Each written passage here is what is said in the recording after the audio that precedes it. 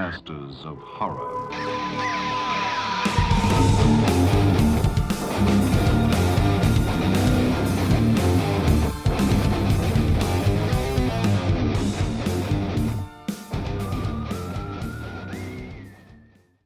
Welcome to the Scariest Things podcast, your gateway to the trends and tropes of the horror genre. This is episode 173. We have spun the Wheel of Misfortune, and we were here to report back on our franchises. We have got a big crew for you today. I'm Liz Williams. I'm joined, as always, by Mike Campbell and Eric Lee from Portland. Hello, hello. As Spooky Time regular Robert Zilbauer coming from DC, and back with us from Jersey, the Jersey Ghouls, Marissa and Jacki. What's up? Hey! Hi, friends. They are back. Okay, so for anybody who did not listen, go back to June 28th. Spooky Time, episode 18, where all of us were together and we spun the Wheel of Misfortune. What that was is I had put together 42 horror franchises, and we randomly spun a wheel and each were assigned a franchise. I ended up with Final Destination. Eric has Wishmaster, Robert, Tremors, Marissa, Scream. Jacki came in good with Child's Play, and Mike, possibly the best or worst. The real winner. Yeah. The real winner, the Twilight franchise. Now, notable exceptions. Why aren't we talking about Halloween? Why aren't we talking about The Exorcist? We already did those on our ranking our favorite franchise episode. That's so right. Go back and listen to that.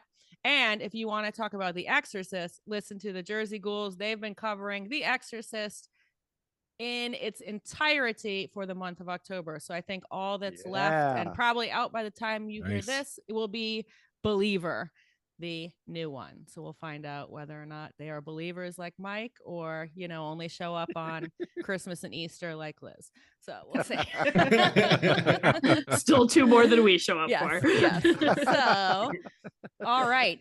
We're just going to jump right in.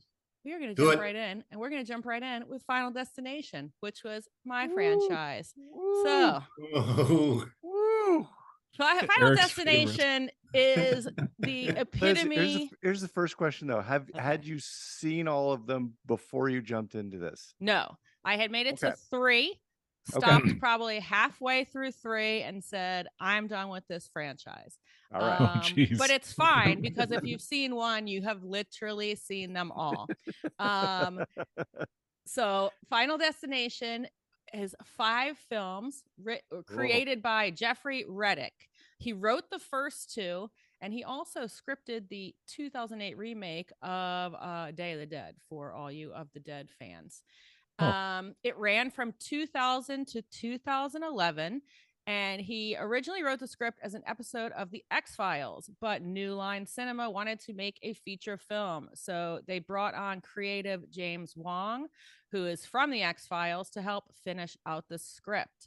And he said, we want to do for planes and air travel what Jaws did for sharks and swimming. Now, they didn't really need to. A lot of people already have a fear of flying, and they just really made it worse. So Wikipedia has summarized the plot of all 5 films better than I could ever. So in Final Destination, all 5 films are set around a small group of people who escape impending death after the protagonist sees a sudden premonition and warns the others about a major disaster that's about to happen. After avoiding their foretold deaths, the survivors are killed one by one in bizarre accidents caused by an unforeseen force, aka death, creating complicated chains of cause and effects. And then they read omens sent by another unseen entity in order to, again, try to avert their deaths. So that is pretty much it. You can't cheat fate. Can't cheat fate. You can't cheat death, as Tony Todd will tell you in 4 out of 5 films. You didn't get it the first time. You didn't get it the first time. You're going to get Tony Does he just Todd. But they all happen in different locations, so he's sort of the Yes. wandering minstrel You of know, doom. I did not even think about that he is now like traveling from city to city, working in the boards. I gotta guess go. in between 4 and 5, like his, playing was delayed or something. He's like the itinerant morgue guy. Yes, he is. He is morgue guy who Every in the town first has one one of they Tony gotta Todd. go to, like the wise janitor. He's the wise morgue guy. So our first film is obviously the best. This is 100% an example of the law of diminishing returns. They are ranked 1, 2, 3, 4, 5. The first two are definitely worth watching. Our first one stars Devon Sawa as Alex Browning and Ali Larter as Clear Rivers. And Devon Sawa is on a class trip to France, foresees the plane crashing, freaks out, gets off the plane, and some people have to come off with him who don't want to go, a teacher, the jock, and of course the plane crashes. So now they've got to cheat death. So final destination number 1, we got a plane. Final destination number 2, major accident on the highway. Final destination number 3, a roller coaster is going to derail. Final destination number 4, we are having an accident at a NASCAR speedway. And final destination 5, we are back on the road and we have a bridge collapse. That's pretty much it. Then the rest, everything follows. So a couple of little opinions from me about the franchise. Number 2 has probably one of the best openings of any movie ever. That car wreck scene is absolutely phenomenal. It is constantly ranked in some of the best cinematic car accidents ever. And I think they probably blew the budget on that scene. But that stars AJ a lot Cook. of that's practical effects. Yeah. And it's a really long scene. It's like 15 minutes long. And then they just throw you right into the rest of the deaths. It's so identifiable. It is. Actually, that's actually the power of the series, is that it puts you in an ordinary circumstance that you can easily place yourself, and you go, oh shit, that's not. Yeah, these are circumstances people are in every single day. There's nothing, and there's no Michael Myers or Jason Voorhees running after you. It's death and fate. I'm gonna put an asterisk there, though. Yeah. 1, 2, 3, and 5, sure. Number 4, nah, bro, I'm not scared. There's a good reason I don't go to NASCAR. And one less thing. Actually, I've been to more NASCAR races than I have been on roller coasters, and that is one. So. We gotta change that. Liz, wow, learned so much about you. Hey, it's the South. Talladega Nights, they happen down here. Scariest Things 500. So, but. Oh, shoot. What was I saying? Oh, yeah. So the second one also stars AJ Cook. For any Criminal Minds fans, she plays on Criminal Minds. So as you go down in likes, you get lesser and lesser known actors. You get lesser and lesser amazing deaths. Number 2 has my favorite kills because it has the amazing car crash scene, and it has the guy getting smushed by a plate of falling plate glass. And it has the guy getting his eye taken out by a ladder, like a fire escape ladder, which is one of my favorite scenes in the whole franchise. So now I will rank everybody's best death scene. So number 1, we have our plane crash, and we have Miss Luton's death. That is their teacher who had to get off the plane. She's looped in with them in her kitchen, and you're just watching anything you think can go wrong actually go wrong, like so many red herrings. Kettle, hot water, gas fire, knives left out, everything happens. Number 2, like I just said, the plate glass and the eye impaled on a ladder. Number 3, we have 2 girls getting cooked in tanning beds. So that is another reason why to stay out of those tanning beds. And that's so an early 2000s trope. It wouldn't even happen again. Number 4, which is our only movie where Tony Todd doesn't show up, we have one of their survivors being crushed at the gym by a weight machine. And number 5, in our bridge collapse, we have eye surgery, like a LASIK, gone horribly, horribly wrong, and a gymnast on the bars not scoring that perfect 10. That's another one where you're watching things happen and you're like, oh, it's going to be this, it's going to be this. And they do a good job of actually drawing it out and making it something you're not expecting. Also, I think the first movie has one of the best and of the girl backs up and all of a sudden is hit by a bus. That Right. happens now in so many movies where you stand there and all of a sudden the car comes. It has one of the best ever where she is just flattened by a bus and everybody's face, including the audience, is, oh shit. And that was my favorite bus jump scare ever. And number 6 is in the works after the SAG-AFTRA strike ends. So Why? Oh. may it never end. I mean, I want it to end, but also There is I some don't want it to 16-year-old end. out there who has not seen this yet. Yeah. Yes. Yeah. Supposedly it's going to be HBO who's going to reboot. I don't feel like you need to, but Mhm. hey, David As Gordon with Green most at the reboots. helm. money Mhm. grab. Me too. Yeah. The last one was 2011. So they're like, Tony someone's Todd's got to aged pay out. rent. Tony Todd's got to pay rent. He's like, let's make another one. I can show up for 5 minutes. So Dude, if someone's gonna follow me around though and offer me like the death advice, why not Tony Todd? Yeah. He's like number 2 now on my list of narratives in my life. Yeah. I would trust Tony Todd if he So would says I. Me too, I'd listen. whatever I he do, does, I'd be implicitly, like, really. yeah, I'm doing it For sure. So, that is Final Destination. Liz, the would you franchise. re-watch any of these films? Yes, I would watch Oh, which 1 one? and 2. 1 and 2. Wow. Yes. That's it. Yeah, That's it. Okay. Yeah. As I said prior, I had only seen 3 and made it about halfway through. I had never seen 4, which is called The Final Destination because it was supposed to be the Final Destination. But then I guess it made It enough just turned out to money. be a final destination. Yeah, it was just Yeah. a Right. final another destination. final destination. Right. Two final, two destinations. Yeah, 2 final But even the opening scene of number 4 at the Speedway is not great. And then they kind of try to have everybody die in like car related things, like in the mechanic shop or whatever, but they don't keep that up. And then number 5 is just absolute garbage. Even the bridge collapse scene is just so CGI. It looks terrible. So avoid.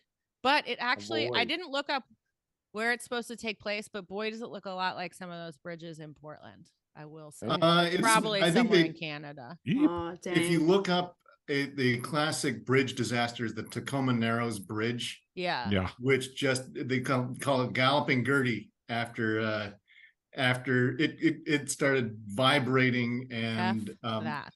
and just Yeah. shook itself, just wind blew it apart Oh. with cars on the bridge. This is like the And it 1940s. actually Yeah. could be. I mean, but Yeah. if you want to watch a bridge movie, Mothman Prophecies is Oh, what Yeah. I go to. Mothman No, if is you- so good. Yeah. I think actually Spoiler watching alert, the yeah. actual Tacoma Narrows disaster is actually more interesting than All right, Final so this is Destination not an 5. architecture podcast. Settle down. So, Yeah. Ironically, Galloping Gertie was one of Jackie's nicknames in college too, so that works out really well. Oh, it was the Awesome. it was the Lionsgate Bridge in Vancouver, BC. Okay, I figured it was No. Canada. Going from Stanley Park over to West Vancouver. So the I actual won't go bridge on used it. in the Final Destination movie, you're saying, Mike? Yeah, Mhm. yeah. In the fifth one. It's Yeah. a scary ass looking bridge. Like there is nothing holding that bridge up from the bottom. It's one of those, I'm not an architect, suspension bridges, Yep. but it's Cable scary. suspended bridge. I If will only not we had try an one. architect we If could have. only, yeah. Luckily we do. Luckily we do. He did not design the Final Destination bridge. I know that.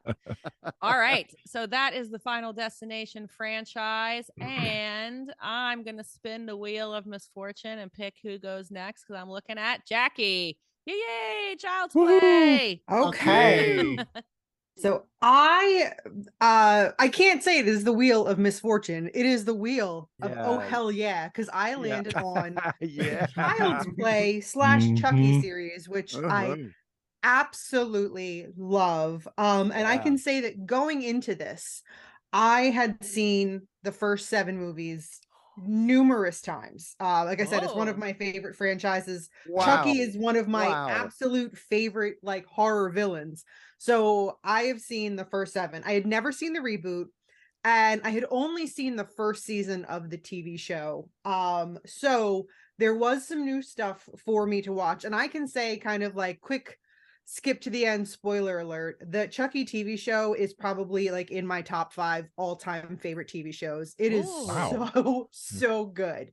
Okay. But I digress back to, so we have 7 movies starting in 1988 to 2017. That's the original set of the 7.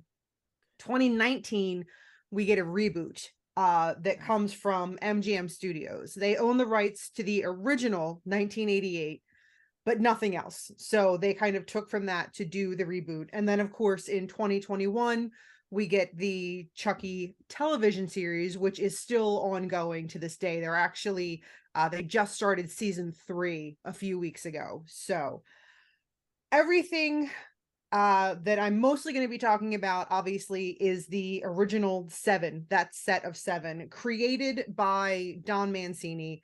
And he actually wrote all 7 movies, including the TV show, and along with the other powerhouse name with him, David Kirshner, who produced all 7 movies and is producing the television show.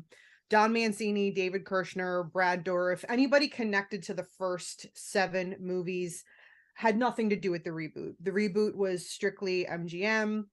They went off in their own direction. I'll talk about that in a second. But the basis for all 7 movies is generally the same plot. What I love about this series of 7 movies is they have the same writer who has the same vision, but it's broken up into eras. Like, I have the original 3 are the Child's Play era. And then we get 2 in the middle that are like the campy era. Right, and then the 2 at the end kind of become the spooky, actually scary era. But everything centers around, starting in the first one, there is a serial killer, the Lakeshore Strangler, who doesn't actually really strangle people very much, but he's a Lakeshore Strangler.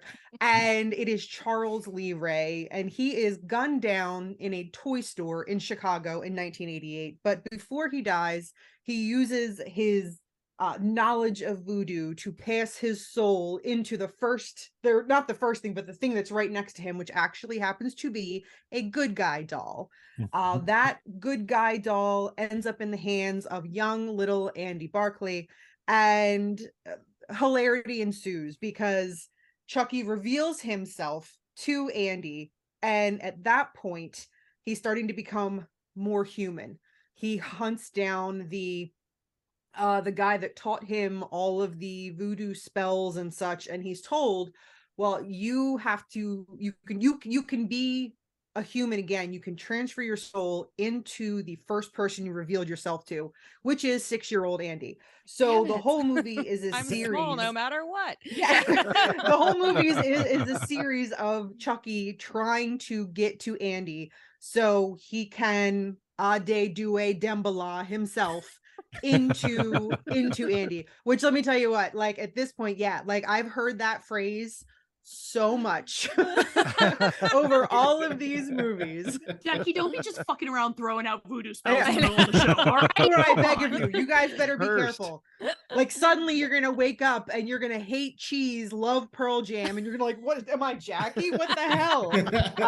Yeah, I'll be careful. I will be careful. But no, so that's kind of the basis of the first movie. What I also love about the first movie is you have Chris Sarandon in this first one in 1988 playing cop. He's the detective Mike Norris that originally guns down Charles Lee Ray.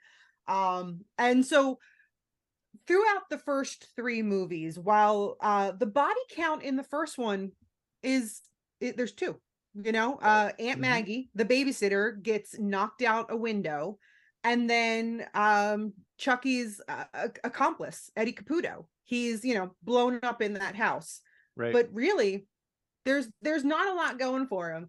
Honestly, I think the appeal is just the personality of Chucky. And like I said, as the movies go on, especially in the 4th and the 5th movie, you get that one-liner, that campy, that everything we love in like those. It happened in Nightmare on Elm Street, when you get those genre slashers. Like, at some point, they stop becoming scary and they start becoming funny and great. And I'm going to dress up like Chucky for Halloween.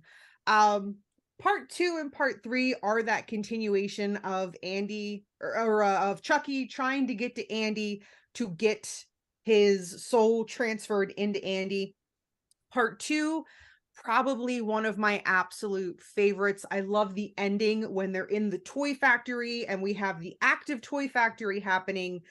Part 3, not to be outdone, has it in a carnival and you are in a spooky indoor roller coaster at the end where, you know, Chucky's trying to get the kid, the whole nine.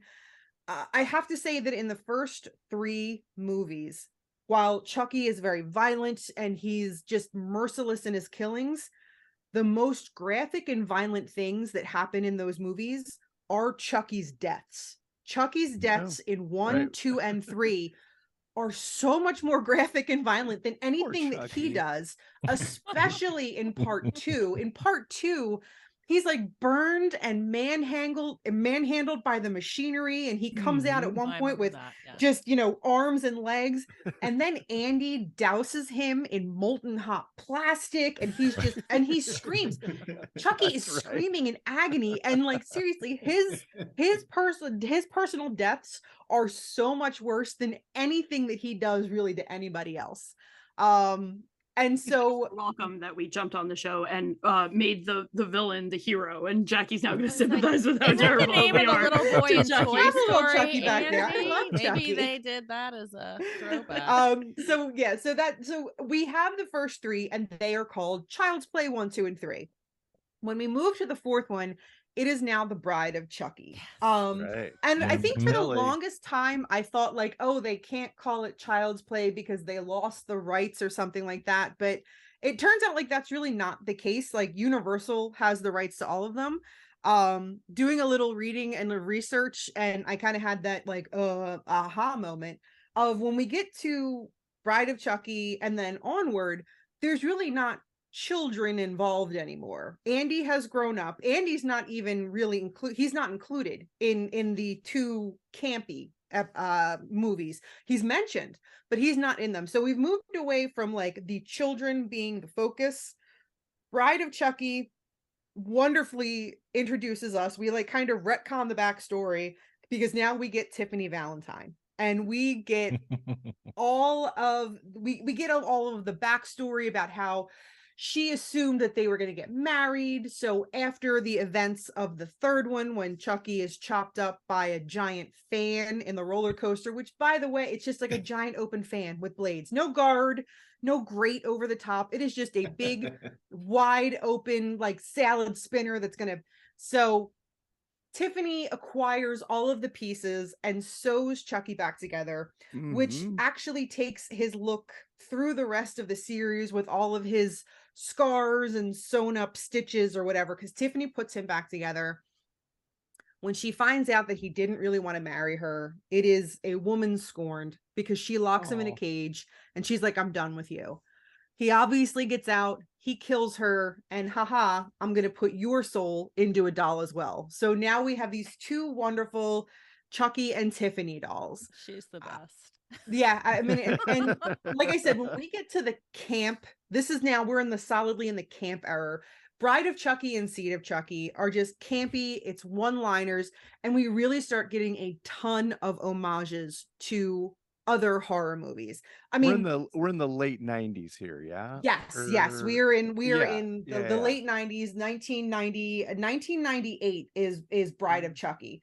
Okay. And yeah, like I said, 1998 is Bride of Chucky. 2004 is Seed of Chucky. Okay. Yeah. Okay. So, and like I said, sometimes it breathe for a little while. Yeah, sometimes the homages are very blatant. Like in the beginning of Bride of Chucky, we're literally in an evidence locker where we pass Michael Myers' mask and we pass Jason Voorhees' mask and the crate from Tales from the Crypt. You know, like you can see, or I'm sorry, Creepshow, the crate from Creepshow. Like there's all these little homages.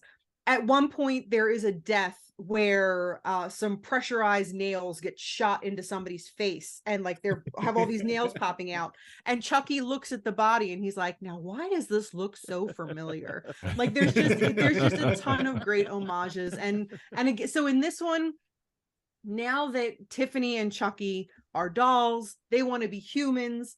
But now we have to go back to Hackensack, New Jersey, because the original body of Charles Lee Ray was buried with an amulet. And that amulet is what they need to transfer their souls into human bodies now. Because now we are past the point of who we revealed ourselves and the children and things. Now we just need a warm body and we need the amulet. So they make their way to New Jersey to get this done. And of course, along the way, there's lots of murders. The people that are transporting them are, of course, being blamed for the murders. This is a movie where we have somebody else that randomly gets hit by a truck and essentially explodes out of nowhere. That's always fun. There's like a handful of exploding bodies as we go through, especially in the television show. There's an amazing body explosion in the television show. Actually, there's two of them, but they're so good. But yeah, they, and at one point they're in a honeymoon suite. So of course we have to, have puppet sex. Now it's all in shadows. We don't see anything, but what would two puppets be without, that puppet sex moment? Which is the payoff at the end, because before Tiffany dies, we get that jump scare of her giving birth to what looks like just a monster doll baby. But lo and behold, it is not just a monster doll baby, because in Seed of Chucky, we have the somewhat grown up child of Chucky and Tiffany, and it doesn't really know much about itself. It has the Ken and Barbie treatment in the pants, so it doesn't know if it's a girl, it doesn't know if it's a boy, but it knows from the stamp on its hand that it was made in Japan. So it knows that it is Japanese. I love it so much. So it sees that they're making a movie about the Chucky murders, and Jennifer Tilly is starring in this movie. So the child sees this and this must be my parents. It sees that same made in Japan stamp on Chucky. So it escapes its bonds. It goes from England to LA, and it finds this movie studio, and it sees the two animatronic dolls, and the child has the amulet with him from that cemetery from Bride of Chucky. So they're like, okay, I guess this will wake them up. And they use the amulet to Ade Due Dembala once again, and Tiffany and Chucky are back. Don't say that 3 times in Beetlejuice, I think. For Candyman roles, we needed 5. So that's a very interesting movie, because we have Jennifer Tilly playing both the voice of Tiffany, but she's also playing herself. And herself, Jennifer Tilly, has been kidnapped by Tiffany, because Tiffany wants to transfer her soul into superstar A-list movie star Jennifer Tilly. And she wants to impregnate Jennifer Tilly so their child can be transferred into a baby. And then Chucky just needs to find another warm body to be, he just wants to be out in the world. And again, there's some murder. Tiffany and Chucky at some point try to change their ways, because they're like, look, we're parents now. We can't just be killing. We have to. Changes you. Yeah, it does. Parenthood really does change you. But, obviously there's some slip ups along the way, because you can't just give up on a good thing. And at the end of it, they have a because Jennifer Tilly gets pregnant, but they impregnate her with kind of a voodoo pregnancy. So she goes from being inseminated to the next day being essentially 9 months pregnant. And at the ending point, Chucky realizes, I don't want to be a human. Humans get old, humans get hurt, humans die easily. As a doll, I'm like invincible. I keep coming back. I don't want to give up. This life is awesome. And Tiffany's like, no, I am going to be A-list superstar Jennifer Tilly. Are they still using the amulet at this point, or no? Is the amulet? Well, you know what? It's there, but it's a MacGuffin. They have a Voodoo for Dummies book that comes out in many of the movies, so they just go right to that book for the source. They're real. Yeah, it really does. So, the child who at this point Chucky said, "Well, you're a boy. I'm going to name you Glenn." But Tiffany says, well, I want, you're a girl. Glenda. I want a girl. So it's Glenda. Okay. So throughout the movie, it is Glenn/Glenda. And luckily, luckily, when Jennifer Tilly Do you gives know birth, if that really is an Ed Wood reference? I mean, I assume Yeah. it It is. has to be. I mean, it's Oh, with it's- Bela yeah, it's gotta Lugosi be. and the whole thing. Yeah. I think it was Yeah. after Glenn Danzig, and then he didn't release. Yeah. Right? when Jennifer Tilly gives birth, she ends up giving birth to twins, one boy and one girl. Of course. The child, Glenda, ends up killing Chucky because he's going to foil the plans.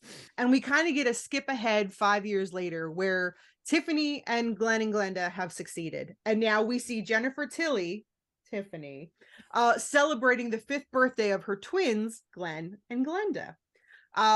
So at that point, that's 2004. We then are skipping all the way to 2013. And now we are out of our campy era. And we're into like the actual, I don't want to call it scary, but we are definitely in the spooky era with Curse of Chucky and Cult of Chucky. I have a quick Chucky question. I know Brad Dourif is the voice of Chucky in the first one. Is he always the voice of Chucky? Always. With the exception of the reboot, Mark he Hamill. has been, Mark Hamill did is the voice in the Chucky reboot. Mm-hmm. Yeah, but with the exception of the reboot, it has been Brad Dourif through the whole thing. And what I find is wonderful in Curse and Cult, and then with the TV show, one of our main characters is a woman named Nika, and Nika is played by Fiona Dourif, who is Brad Dourif's daughter. Gosh. And Nice. Really it works is out so family. nicely because at some point she gets the soul of Chucky in her, and to hear her impersonation of her father as Chucky, it's absolutely fantastic. But yeah, so now we're getting into the spooky. Now we're getting into the spooky Chuckies. And in these two movies, I mean, we get more backstory. So Nika is a wheelchair-bound woman who lives with her mother, and a Chucky doll randomly arrives at their home. The mother dies, supposedly by suicide. And when Nika's sister and the sister's husband come because they're doing all the funeral arrangements, they have a young daughter there. And, once again, it's Chucky. Hilarity is ensuing because murders start to happen.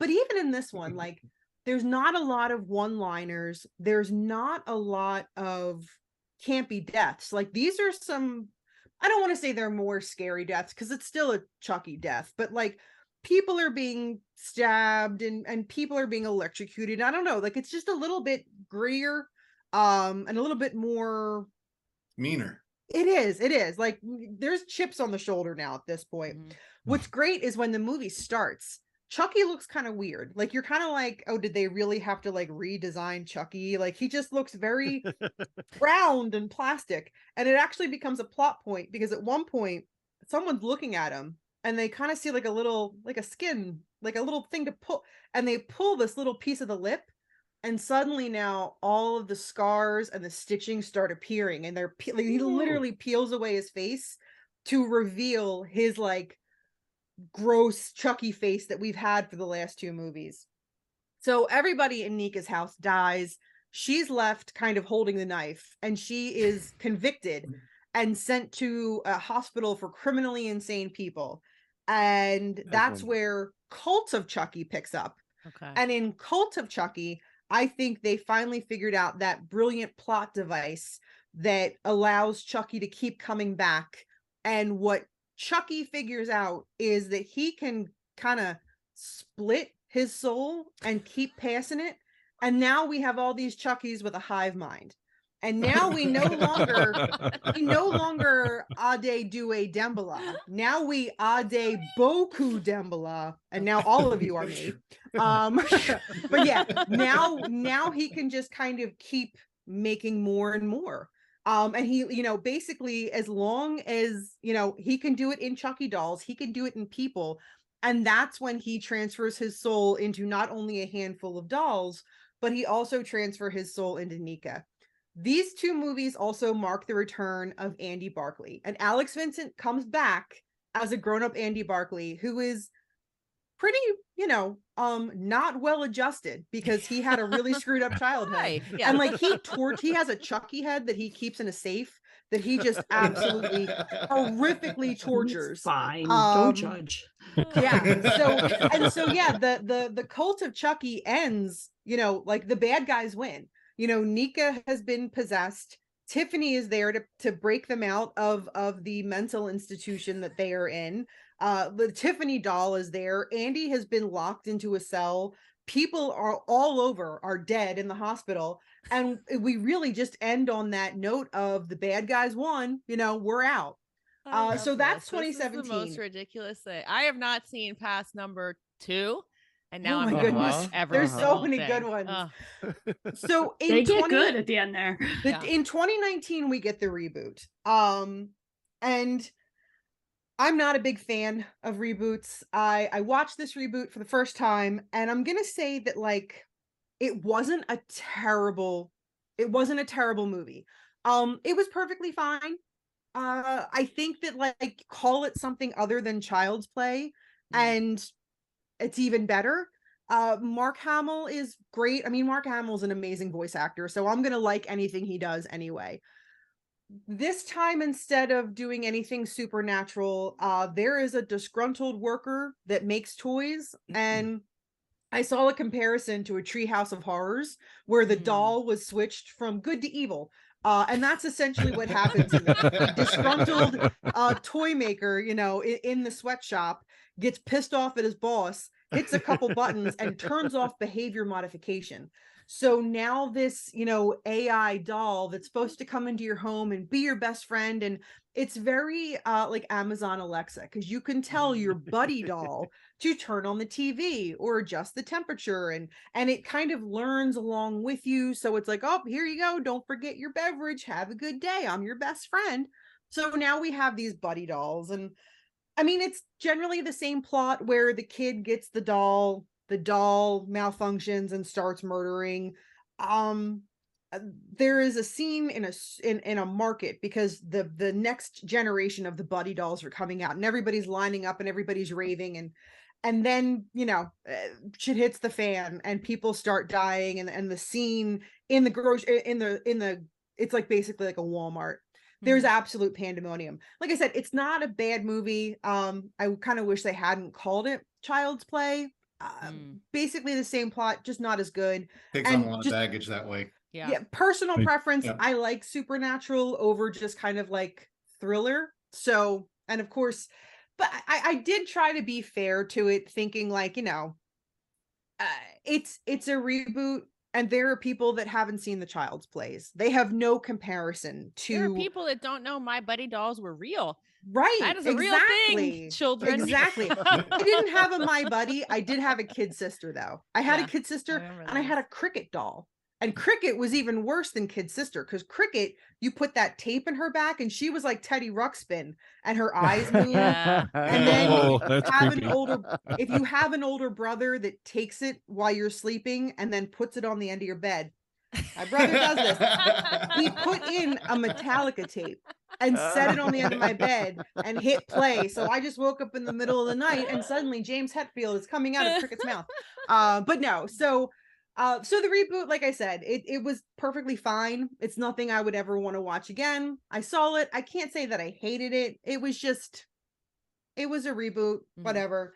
2021 brings us the Chucky TV show. Don Mancini is back, and Brad Dourif is back. David Kirshner is back, and now we're in New Jersey.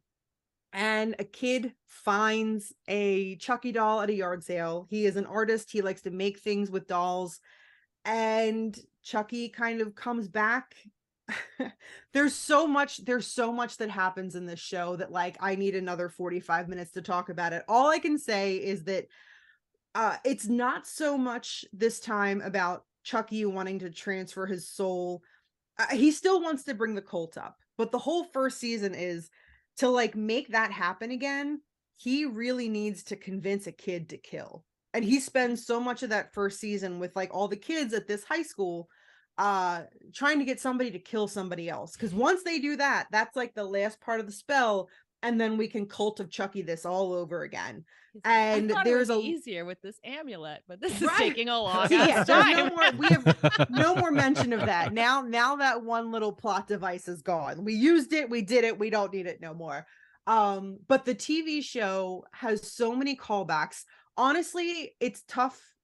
I would think it would be tough to watch the TV show and fully understand it if you haven't watched the first 7 movies, because there are so many callbacks to all 7 movies in this TV show all the time. And there are characters that come back and there are characters that are mentioned, and there is so much death. There is, like, if you've seen Game of Thrones, like, this TV show is the same where nobody's safe. Like, absolutely nobody is safe. Like I said, it is still ongoing.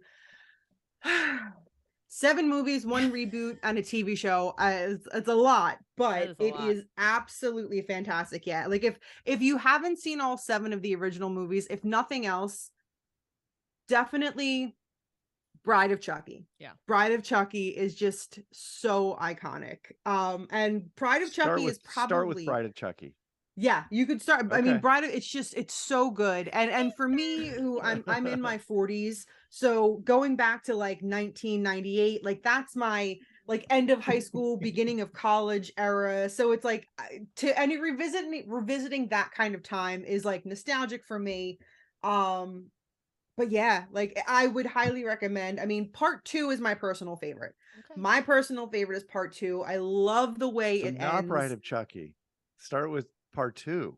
No, that's my. I would say if you haven't seen like most of them, Bride of Chucky is just so good. But my personal ranking is part 2, then Bride of Chucky, then the original, then I like Curse and Cult, part 3, and then Seed of Chucky. And it's not to say that Seed of Chucky is bad. It's just out of all the 7, it's my least favorite. Okay. Yeah. Well, of course. So I have, for those of you who are on video, you can see this Chucky outfit for my dog Kirby won me $50 of pet food from the pet store because he won the costume contest last year. Well deserved. Well deserved. It's like, no, don't kill me, Kirby. I was gonna say, it looks like he's about to murder you. It's perfect. He's very cute. You should be watching just to see Kirby. Yeah. Right. Dibs on not having to go after Jackie, because you know when you're like the kid who's watching the presentations in class and you're like, fuck, that kid's gonna get an A. I know. And I like did it the night before and I'm not going next. You know who's going next? We're gonna make sure that Mike is bookended by quality franchises. Yeah. So Mike's going next. It's time to sparkle. It's time to get so excited. to Forks. Oh no. Talk about Twilight. It does. It feels a little about hot. to start sparkling, you guys. Wow! Yes, all day, Team Jacob. So sorry. Oh goodness! There we go. Yes. For anybody not watching, Mike is wearing a Team Jacob. Team shirt. Jacob, yeah. It's homemade, don't worry. Yeah. No, not to the girls. We're like, yeah, we get it. No. I was completely unawares of the Twilight series, and I stayed away very purposefully for many But you put it on the Wheel of Misfortune. I said, no, you can't put it on. The series has only been around for 15 years, so it's actually not that it's not been around all that long. But so I watched all 5 films and I read the first book, which is not terrible. It's not terrible. Here's my super duper hot take about the whole thing. So I am not a 12-year-old girl, and these films were not made for me. These films, even though they're only, as I said, 11 to 15 years old, they already look incredibly dated. Like the CGI sparkles don't hold. Yeah, it was terrible. And bonus hot take: none of these films are good. They're all pretty goddamn bad. You never were a 12-year-old girl, Mike, and it shows. Yeah, it's showing. Yeah, right now. I know, but here I'll give you my best to worst list. So I think so. There's 5 films, as I mentioned. The first is Twilight, came out in 2008. Second is Twilight Saga New Moon, came out in 2009. Third, Twilight Saga Eclipse, 2010. fourth Twilight Saga, Breaking Dawn Part 1, 2011, and then Breaking Dawn Part 2, 2012.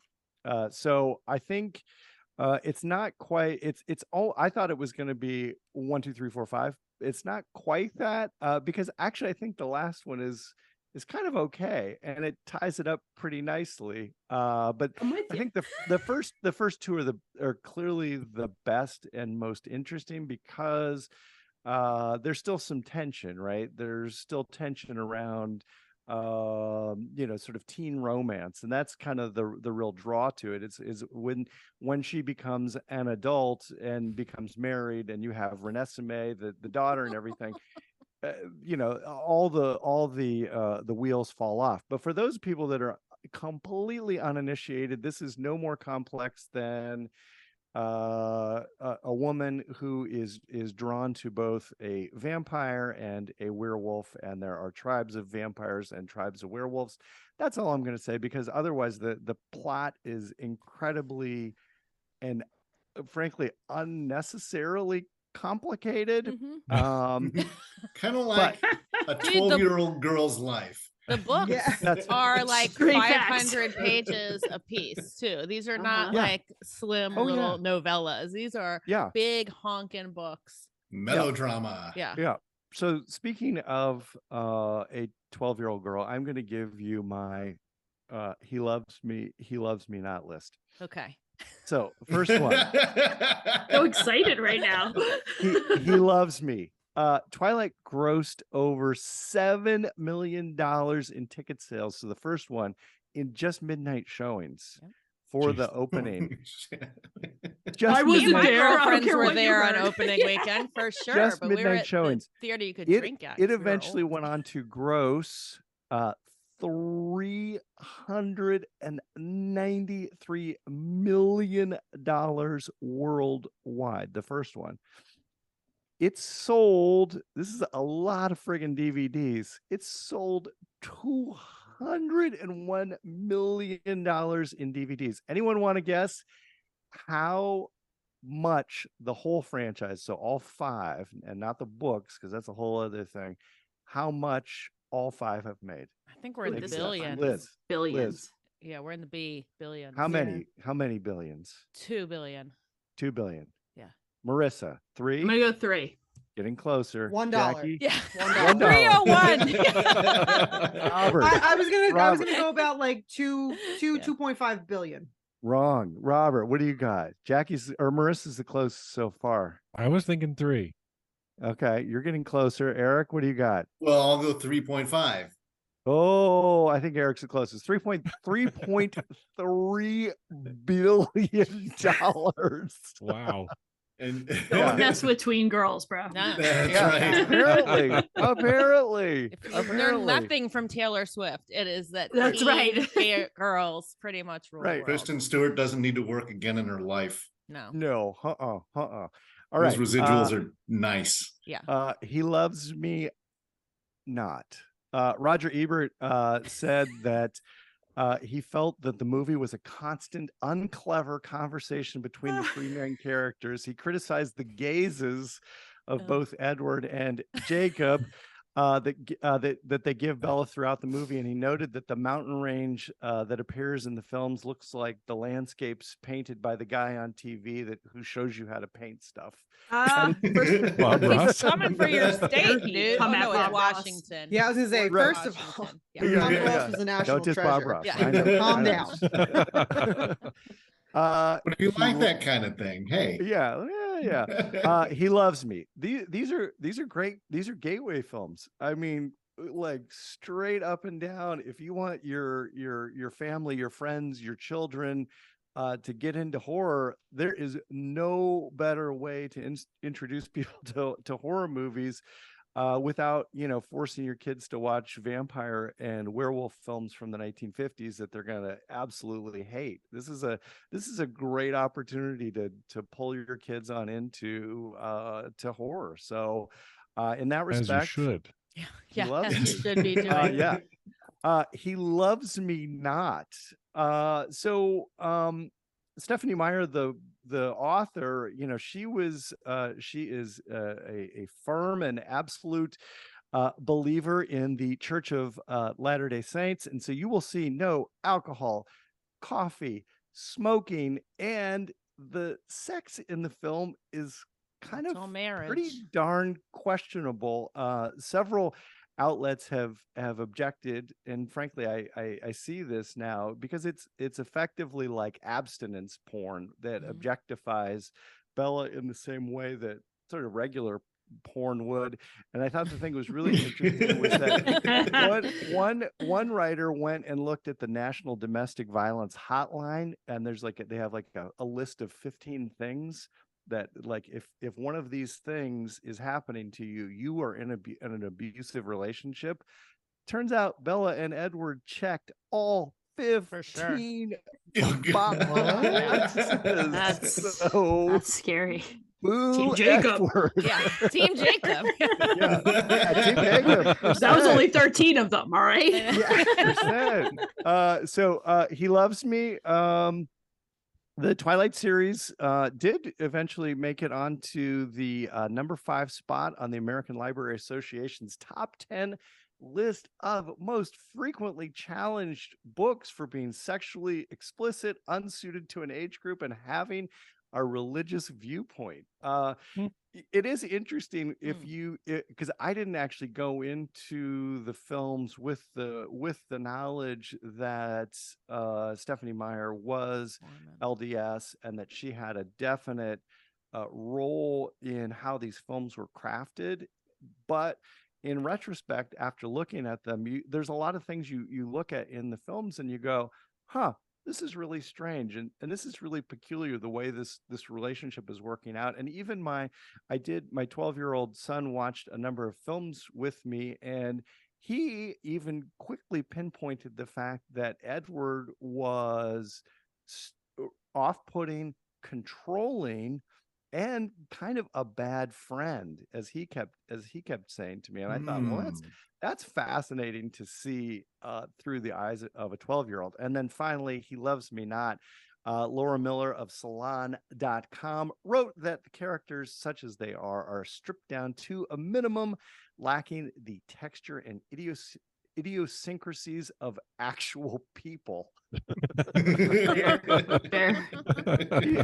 said that Twilight would be a lot more persuasive as an argument that an amazing heart counts for more than appearances if it didn't harp so incessantly on Edward's superficial splendors. 100%. That's Robert Pattinson, yes. Yes. That's Robert Pattinson, yeah. I've heard interviews. I've heard interviews where he talks about, looking back at it, like the films were creepy. Like the way that there's this idolized, how the way that Bella idolizes Edward, and I think he blatantly calls out Stephenie Meyer for writing such creepy, basically fanfic about, children in high school. And he's like, when you think about it, and I always had that thought, like, I remember watching it, like when it first came out.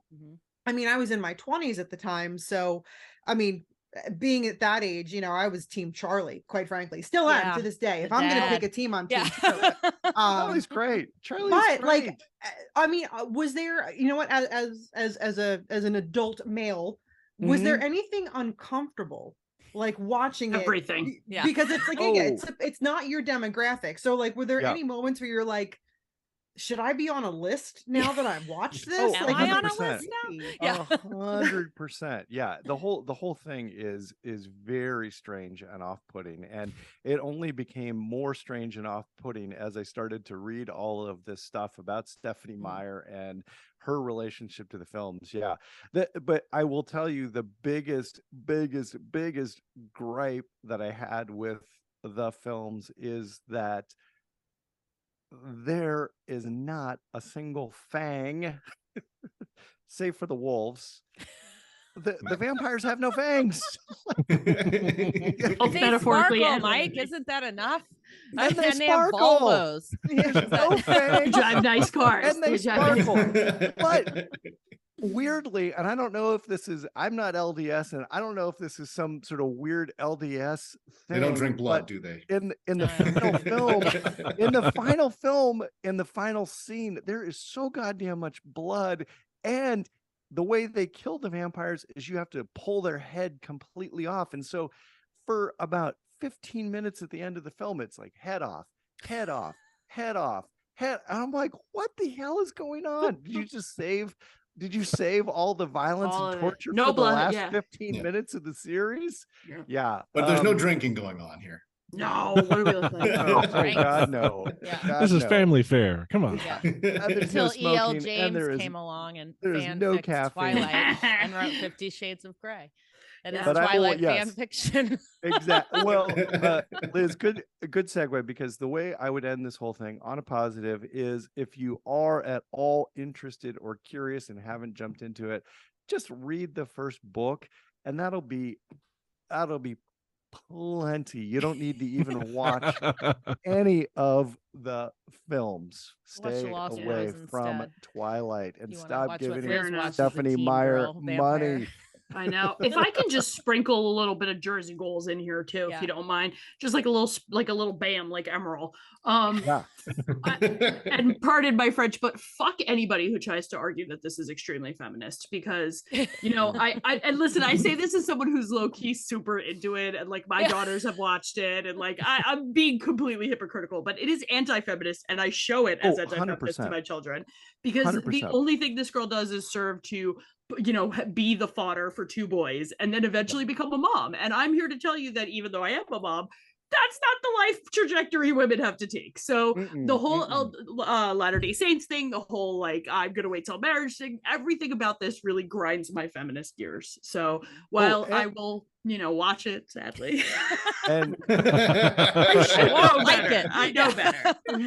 And Marissa, sorry if one of your daughters is named Renesmee, but she is actually. I smushed all the names together. She's like, that was Marissa Renesmee, the worst name ever. Yeah. It's the worst name to go along with the worst CGI. Oh God, CGI. She's supposed to have the world's most beautiful baby. In the books, it's written that Renesmee is the most beautiful baby, and when you watch the movie, it is the scary as shit. It's scary. It's like Megan before Megan. Yeah, kind of like what she looked like. My joy in life is that both of my daughters were just like, this is cringy, and those guys, they're totally simps. Like, this is gross. Thank you. You are a good parent. Excellent. You are a good parent.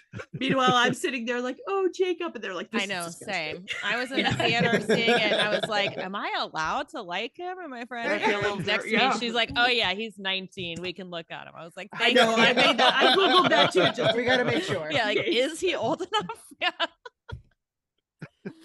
No, Mike. All right. Do I get to pick? Do I get to pick next? The Masters of Horror.